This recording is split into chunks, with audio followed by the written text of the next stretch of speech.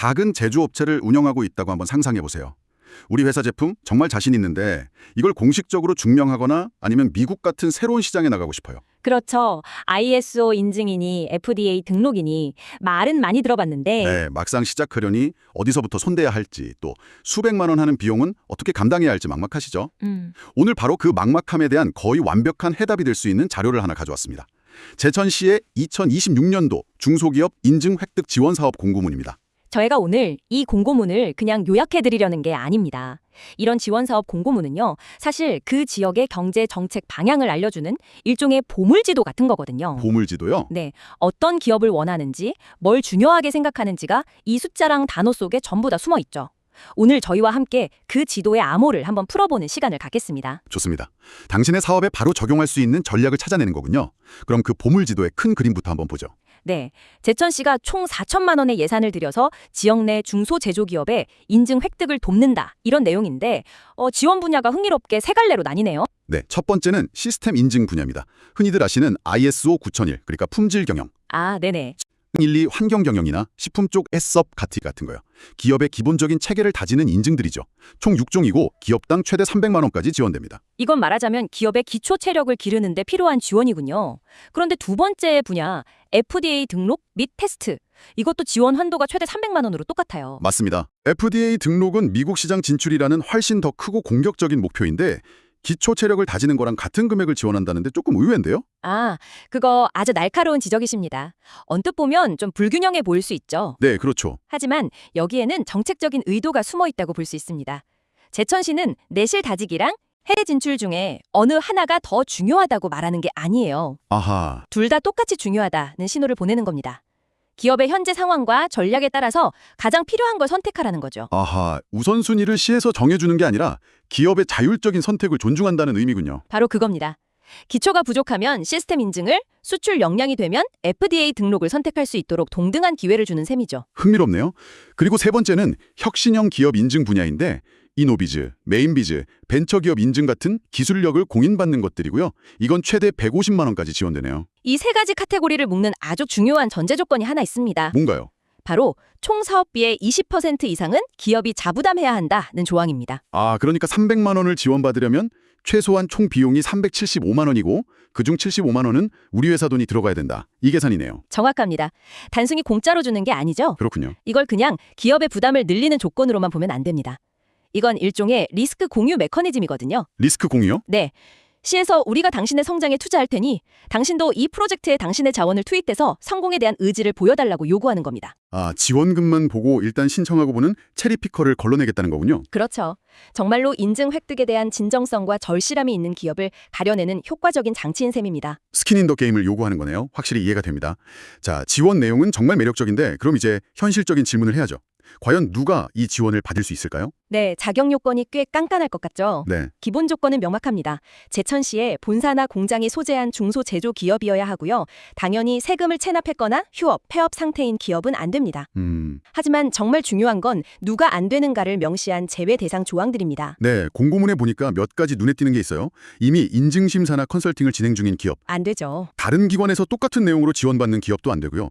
그리고 이게 핵심 같은데 최초 인증이 아니라 기존 인증을 갱신하는 경우는 지원에서 제외된다. 이렇게 딱 명시되어 있네요. 바로 그 지점입니다. 최초 인증만 지원한다. 이 한 문장이 이 사업의 정체성을 그냥 규정해버리는 거예요. 아, 제천시는 이미 잘하고 있는 기업을 돕는 것보다 아직 인증이 없어서 시장 진입에 어려움을 겪는 기업들, 그런 기업들이 첫 발을 뗄 수 있도록 도와주는 마중물 역할을 하겠다는 의지를 분명히 하고 있는 겁니다. 새로운 도전을 하는 기업에게 사다리를 놓아주겠다. 생각보다 훨씬 철학이 있는 사업인데요. 맞습니다. 또 하나 인상적인 제외 조항이 작년에 이 사업에 선정되었다가 중도에 포기한 기업도 안 된다는 점이었어요.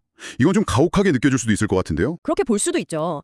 하지만 공공의 자원을 배분하는 입장에서 생각해보면 이건 신뢰의 문제입니다. 실례요? 네, 작년에 기회를 줬는데 그 기회를 스스로 포기했다면 올해 또 다른 간절한 기업이 받아야 할 기회를 낭비할 가능성이 있다고 판단하는 거죠. 시세와의 약속, 사업에 대한 책임감을 얼마나 중요하게 보는지를 보여주는 대목입니다. 한정된 예산을 가장 효과적으로 쓰려는 의지가 보이네요. 알겠습니다. 자격 요건을 통과했다면 이제 가장 중요한 관문이 남았네요. 네, 이 사업은 선착순이 아니라 평가표에 따른 고득점승으로 선정됩니다. 바로 이 평가 배점표에 제천시가 어떤 기업을 콕 집어 도와주고 싶어 하는지에 대한 모든 힌트, 아니 정답이 담겨 있습니다. 맞습니다. 총 100점 만점인데 항목별 배점을 뜯어보면 정말 재미있는 사실들을 발견할 수 있어요. 오, 사업 계획의 타당성 같은 정성평가가 30점인데 이건 일단 논외로 하고요. 나머지 정량평가 항목들을 한번 보시죠. 지역사회 기여도가 20점, 기술평가가 10점, 경영혁신도가 10점, 그리고 기타 항목이 무려 30점입니다. 잠깐만요. 기타 항목이 사업계획 다음으로 배점이 높다고요? 이건 좀 일반적이지 않은데요? 그렇죠. 일단 지역사회 기여도 20점부터 보죠. 뭘로 평가하나 봤더니 거의 전부 고용인원이더라고요. 네. 종업원이 5명 미만이면 5점인데 21명 이상이면 20점 만점을 받습니다. 이건 정말 노골적인 메시지인데요? 그렇죠. 제천 씨는 이렇게 말하고 있는 겁니다. 당신 회사가 얼마나 혁신적인 기술을 가졌는지도 중요하지만 지금 당장 우리 지역 주민을 몇 명이나 더 고용하고 있는지가 우리에겐 훨씬 더 중요합니다. 와, 일자리 창출이야말로 지역 경제의 근간이라는 확고한 정책 방향을 보여주는 거죠. 가령 두 회사가 있다고 상상해 보세요. A 회사는 첨단 기술을 가졌지만 직원이 3명. 네. B 회사는 평범한 제품을 만들지만 직원이 25명입니다.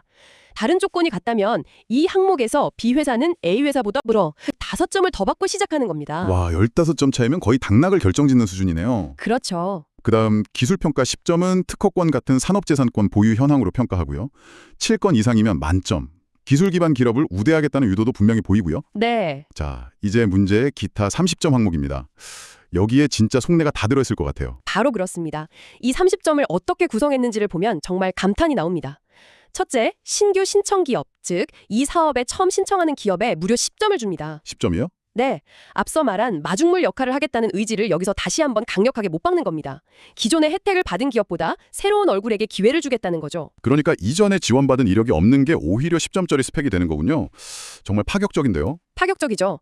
그리고 여성 기업과 장애인 기업에 각각 5점씩 총 10점의 가점을 줍니다. 이건 단순한 우대 조치를 넘어서 제천시가 추구하는 경제 생태계의 모습을 보여주는 겁니다. 단순히 돈만 잘 버는 기업이 아니라 사회적 다양성을 존중하고 포용하는 기업. 즉 사회적 가치를 실현하는 기업을 우리 시의 대표 기업으로 키우겠다는 정책적 선언인 셈이군요. 맞습니다. 마지막 5점이 제천 단양상공회의소 가입 기업에게 주어지네요.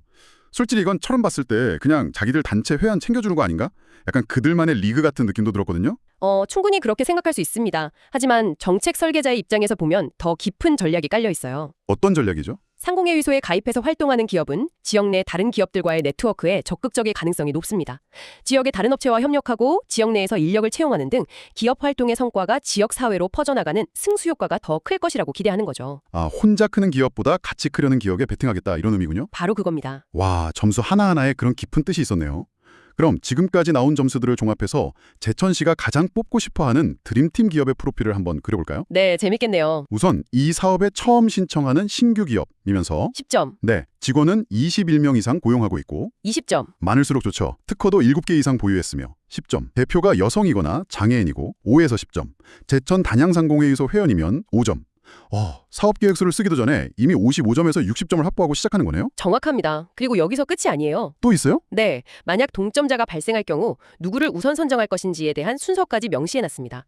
1순위가 여성 또는 장애인 기업, 2순위가 고용인원이 많은 기업, 3순위가 경영혁신 기업입니다. 와, 이 순서가 바로 제천시의 정책 우선순위입니다.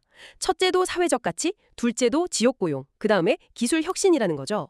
이보다 더 명확하게 정책의 방향을 알려줄 수는 없습니다. 정말 놀랍네요. 이 정도면 지원하려는 기업 입장에선 우리 회사가 이 기준에 얼마나 부합하는지, 부족한 점은 무엇인지 명확하게 파악하고 전략을 짤 수 있겠어요. 자, 그럼 이렇게 치열한 경쟁을 뚫고 최종 산정되었습니다. 그럼 이제 끝난 건가요? 아닙니다. 오히려 그때부터가 진짜 시작입니다. 아, 그런가요? 네, 선정 이후의 과정이 아주 체계적으로 설계되어 있습니다. 네, 공고문을 보니까 3월에 선정 발표가 나면 4월부터 사업이 시작되는데 3자 협약이라는 독특한 방식을 취하더라고요. 맞습니다. 선정된 기업을 갑, 기업이 직접 고른 컨설팅 회사를 을, 그리고 지원기관인 제천시를 병으로 해서 세 주체가 함께 계약을 맺는 방식이죠. 이 3자 협약 구조가 이 사업 관리 방식의 핵심입니다. 왜냐하면 두 가지 효과를 동시에 달성하기 때문이죠. 어떤 효과죠? 첫째, 기업에게 자신의 상황에 가장 잘 맞는 컨설팅 회사를 직접 선택할 자율성을 줍니다. 시에서 특정 업체를 지정해주는 게 아니죠. 아, 그러네요. 둘째, 동시에 제천시가 협약의 한 주체로 직접 참여함으로써 사업 전 과정에 대한 관리 감독 책임을 확보합니다. 아, 단순히 돈만 주고 알아서 잘해보세요 하고 끝내는 게 아니군요. 그렇죠. 사업 과정 전체를 함께 책임지겠다는 의지의 표현입니다. 책임과 자율의 절묘한 균형이죠. 협약서 내용을 보면 꽤 무서운 조항들도 있던데요. 당연히 있어야 할 조항들입니다. 예를 들어 서류를 위조하거나 부정한 방법으로 지원금을 받은 사실이 드러날 경우 지원금 전액을 환수하고 향후 3년간 제천시의 모든 지원 사업에서 배제됩니다. 이건 공공의 재원, 즉 세금을 사용하는 사업의 투명성과 신뢰를 지키기 위한 최소한의 안전장치입니다. 사실 그 부분보다 더 인상 깊었던 건 사후관리 조항이었어요. 인증을 획득하고 나서 1년 안에 정당한 사유 없이 인증을 반납하거나 관리를 소홀히 해서 인증 효력이 사라지는 경우에도 불이익을 준다고 되어 있더라고요. 바로 그 점이 이 사업이 단기적인 성과에만 매달리지 않는다는 증거입니다. 시의 목표는 기업이 인증서를 벽에 거는 것이 아니거든요. 아, 그게 목표가 아니다. 네, 그 인증을 통해 기업의 체질을 개선하고 지속적으로 성장하는 것, 거기에 목표가 있습니다. 따라서 인증 획득은 끝이 아니라 시작이며 그 인증을 제대로 유지하고 활용하는 것까지를 사업의 성공 기준으로 보겠다는 겁니다. 지원은 하되 그 결과에 대한 지속적인 책임까지 요구하는 아주 성숙한 정책이라고 할 수 있겠네요. 맞습니다. 제가 아는 어떤 화장품 회사가 있었는데 정말 좋은 제품을 만들었지만 미국 유통업체들은 쳐다보지도 않았거든요. 그런데 비슷한 지원 사업을 통해 FDA 등록을 마친 뒤에 6개월 만에 미국 온라인 쇼핑몰에서 첫 주문을 받았다고 하더라고요. 와, 수백만 원의 지원금이 수억 원의 매출로 이어진 거죠. 아마 제천시도 바로 그런 변화를 꿈꾸고 이 사업을 설계했겠죠? 정확한 예시입니다. 그것이 바로 이런 지원 사업이 추구하는 궁극적인 목표, 즉 변화의 마중물이 되는 것입니다. 오늘 제천시의 중소기업 인증 지원 사업 공고문을 통해서 딱딱한 행정문서 하나에 얼마나 깊은 고민과 철학이 담길 수 있는지 제대로 확인했네요. 네. 이건 단순한 지원금 안내문이 아니라 고용을 늘리고 기술력을 갖추고 사회적 책임을 다하는 기업을 키워내려는 제천시의 구체적인 미래 설계도였습니다. 그렇죠. 특기 평가 배점표는 그 설계도를 해독하는 가장 완벽한 암호 해독키였고요. 이 분석은 비단 제천시에 있는 기업에게만 유효한 것이 아닙니다. 다른 지역에서 혹은 다른 분야의 정부 지원 사업을 준비하는 모든 분들께 적용되는 이야기입니다. 맞습니다. 공고문의 단어 하나, 배점 1점의 의미를 파고들어서 정책 입안자의 의도를 정확히 파악하는 것. 그것이 수많은 경쟁자를 제치고 성공적인 지원을 이끌어내는 가장 확실한 첫걸음입니다. 자, 그럼 마지막으로 당신께 질문을 하나 드리고 싶습니다. 오늘 제천시의 사례를 보셨는데요. 만약 당신이 우리 지역의 기업 지원 정책을 직접 설계할 수 있다면 어떤 항목에 가장 높은 배점을 주시겠어요? 제천시처럼 일자리 창출일까요? 아니면 수출 성과나 친환경 기술 개발일까요? 한 지역이 어떤 기업에 투자하는지를 보면 그 지역이 꿈꾸는 미래의 모습을 엿볼 수 있습니다. 당신이 꿈꾸는 미래는 어떤 모습인가요?